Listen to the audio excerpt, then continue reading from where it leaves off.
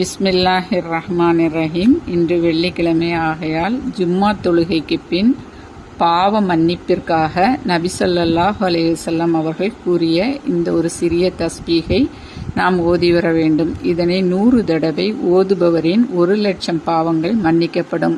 அவருடைய பெற்றோர்களின் பாவங்களும் அல்லாஹ் தஆலா மன்னிக்கிறான் என்று நபி ஸல்லல்லாஹு அலைஹி வஸல்லம் அவர்கள் கூறினார்கள்.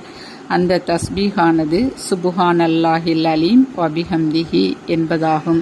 இந்த தஸ்பீகை நாம் 100 முறை ஓதிய பின் நம் 2 கைகளை ஏந்தி அல்லாஹ்விடம் நாம் துவா செய்ய வேண்டும். அப்பொழுது நம்மளுடைய துவா ஏற்கப்படும். நிச்சயமாக நாம் ஏந்திய கைகளை இறக்கும் முந்தி அல்லாஹு தஆலா நமக்கு பதிலளிக்கிறான். இதனுடைய பொருள், மகத்துவமிக்க அல்லாஹ் பரிசுத்தமானவன், அவனது புகழை கொண்டு புகழுகிறேன் என்பதாகும். நம்முடைய தேவைகள் என்ன இருக்கிறதோ அதை நாம் அல்லாஹு தாலாவிடம் 2 கைகளை ஏந்தி பிரார்த்தனை செய்யும் போது நிச்சயமாக அல்லாஹு தாலா அதற்கு பதிலளிக்கிறான். தலைப்பு பிடித்திருந்தால் லைக், ஷேர், சப்ஸ்கிரைப் செய்யுங்கள்.